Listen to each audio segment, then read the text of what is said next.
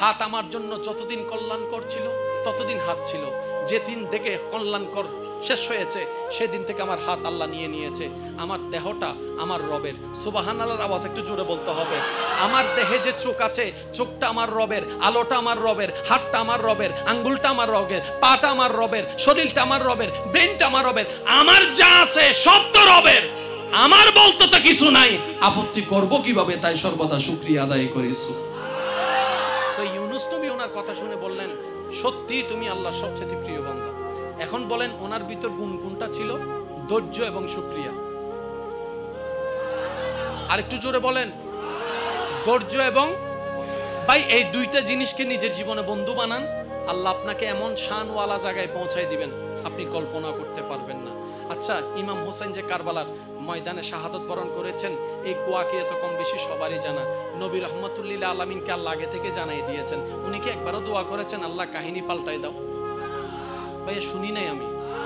নবী রহমতুল্লিল আলামিন চাইলে বলতে পারতেন আল্লাহ ইমাম হোসেনের কাহিনীটা একটু সহজ করে দাও, বলেন নাই।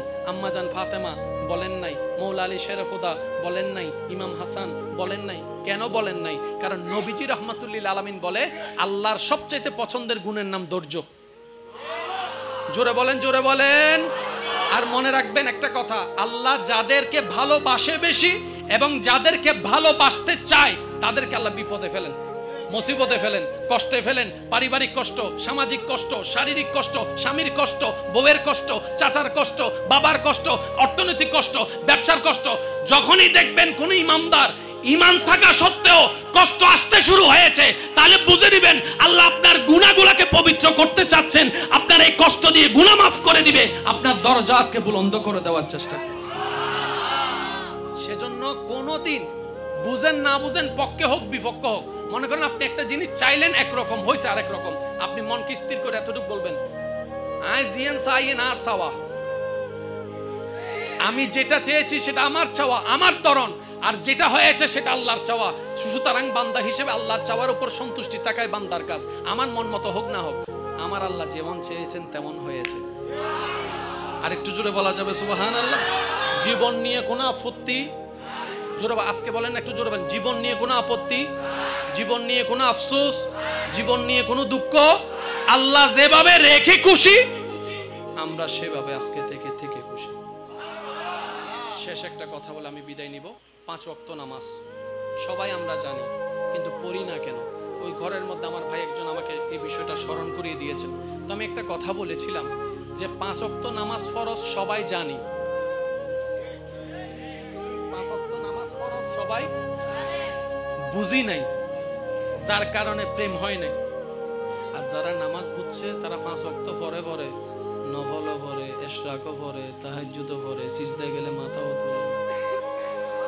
সুবহানাল্লাহ, জোরে বলেন না। এবার ওনাকে জিজ্ঞেস করেন, ও ভাই, ও হুজুর, ও আল্লামা, ও মৌলানা, ও ভাই, ও দাদা, আমি 5 ওয়াক্ত পড়ি না, শুধু শুক্রবারে। হই ফেলি তার খেরা জোর হনা শুক্রবারে, শুক্রবারে। আর আপনি দেখি প্রত্যেকদিন 5 ওয়াক্ত পড়েন, তাহাজ্জুদও পড়েন, ব্যাপার কি? তখন সেই দাদা বলে, আরে সিজদার মজাটা একবার পেয়ে দেখ না, সিজদার মজাটা একবার পেয়ে দেখ। কপাল তুলতে ইচ্ছে হবে না, কপাল তুলতে ইচ্ছে হবে না। আমরা পাই না কেন জানেন? আমরা সব জায়গায় শুধু তাড়াহুড়া করি। অজু বানাবে সমঝ না কি রে ভাই, 5G এন দেখা, 5G দিবেন কোন জায়গায়? যেখানে দেখতেছেন একটা বেগানা নারী যাচ্ছে, আপনি চার দোকানে বসে আছেন অথবা হাঁটছেন, আপনি সেই জায়গায় যদি সেকেন্ডে 2 কদম হাঁটেন, সেই জায়গায় আপনি সেকেন্ডে 4 কদম হাঁটবেন। এই জায়গায় না 5G? আরো জোরে বলেন না রে ভাই। যেখানে আপনার বন্ধু আপনাকে ডাকতেছে, আইয়ু, জোরে বলেন না, আয় গাছতলার পিছনে একখানে আয়, সেখানে 5G গতিতে দূর মারবেন। যেখানে শয়তানের ডাক আসবে সেখানে 5G গতিতে পারবেন, আর যেখানে রবের রহমতের ডাক আসবে সেখানে স্লো থেকে স্লো হয়ে যাবেন। প্রতিটা সেকেন্ডে আপনার জন্য সোয়াবে সোয়াব হয়ে যাবে। বলেন আর একটু জোরে বলা যাবে? আমার কথা কি কোনো কষ্ট পেয়েছেন?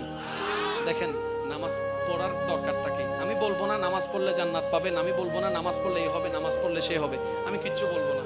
আমি শুধু এতটুকু বলবো, হায়াত দাতাকে, শেষ ভালো যার সব ভালো তার, জোরে বলেন হায়াত দাতাকে, রিজিক দাতাকে, সম্মান দাতাকে, আর একটু জোরে বলেন সুস্থতা দাতাকে, সন্তান দাতাকে।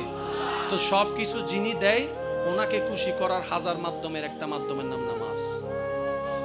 আপনার যদি দরকার হয় কিছু, ওনার কাছে তো চাইতে হবে। তো ওনার কাছে চাইতে গেলে একটা সম্পর্ক সুন্দর রাখতে হবে না? ওই 5 ওয়াক্ত নামাজ হচ্ছে সুন্দর সম্পর্ক রাখার একটা মাধ্যম। আর একটু জোরে বলা যাবে সুবহানাল্লাহ? হ্যাঁ, আপনার আমার পক্ষে সর্বদা 5 ওয়াক্ত পড়া হয়তো সম্ভব হয় না। ভাইয়া একটু মনোযোগ দিবেন, অনেক সময় ফজরের নামাজ ছুটে যায় না, সেই জন্য অনেকে আবার জোহর থেকে নামাজ পড়ে না। আচ্ছা আবার হালিয়ে তুন ভজ্জুম দেরি হালিয়ে বেড়াইছি না, জোর হন না, হালিয়ে বেড়াইছি না।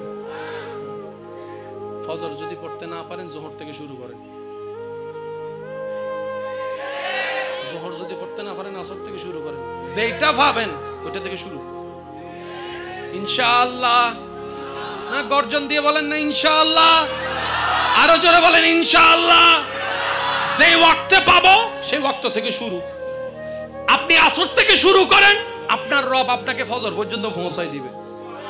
কিন্তু সেটা একদিনে দিবে না, এক সপ্তাহে দিবে না। আগে আল্লাহ আপনাকে একটু যাচাই বাছাই করে দেখবে, এটা কি স্বার্থের কারণে আসছে নাকি আমাকে মহব্বত করে আসছে, আগে একটু দেখি। দেখবেন আপনি নামাজ পড়েন না, আপনার কোনো বিপদ নাই। নামাজ পড়া শুরু করবেন, বিপদ বাইরে যাবে। নামাজ পড়া শুরু করবেন, মানিব্যাগের টাকা চলে যাবে। নামাজ পড়া শুরু করবেন, বাটা জুতা নমাতেকা সবার জুতা আছে। যে প্রথম ভালো হইতে গেছে নামাজ পড়তে, তার জুতাই। তো শয়তান মনে মনে প্রশ্ন ঢুকাই দেয়, এতদিন নামাজ না পড়া যায়, বাটা জুতা আসিল, এ নামাজ পড়তে গিয়েছে দেখো যা জুতা গিয়ে গুদে মাথন না ভাই, মাথন না। অনেক সময় দেখবেন যতদিন খারাপ আছিলাম এমনি এমনি কিছু হয় নাই, আজ এ ভালো হইতাম গে তো বেগুন আর দোষ মনে গিয়ে। আমি বলি যে না, এগুলো আল্লাহ আপনাকে পরীক্ষা করতেছে। আপনি শুধু বলবেন যে বাজি তুয়ানো কাজ জরক, আল্লাহ তোমার লই বসি তো বসি, তোমার মিকে যাই দেখুন। জোরে বলেন না। একদিন, 2 দিন, 1 সপ্তাহ, 1 বছর, 2 বছর আপনি শুধু তাকায় থাকবেন।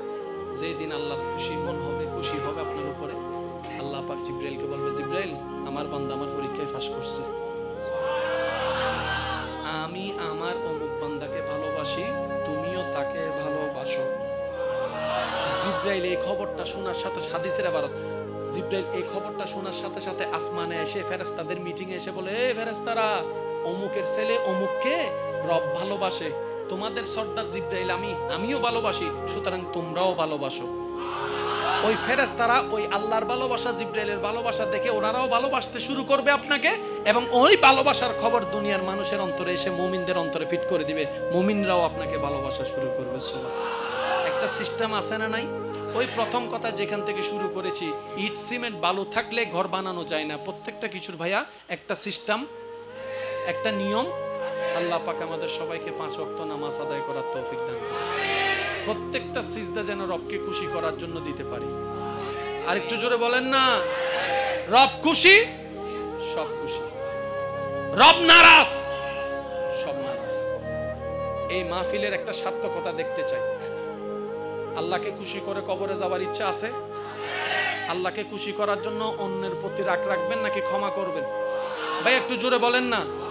মাইকের আওয়াজ যতটুকু যাচ্ছে, আমার ভাই বোন যদি আমার কথা শুনে থাকেন, আপনারা একটু মনোযোগ দেন।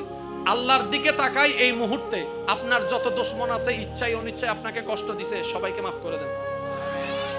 যারা যারা মন থেকে মাফ করতে পারবেন তারা একবার বলেন আমিন। দুশমনকে মাফ, আমিন বলেন। দুশমনকে মাফ।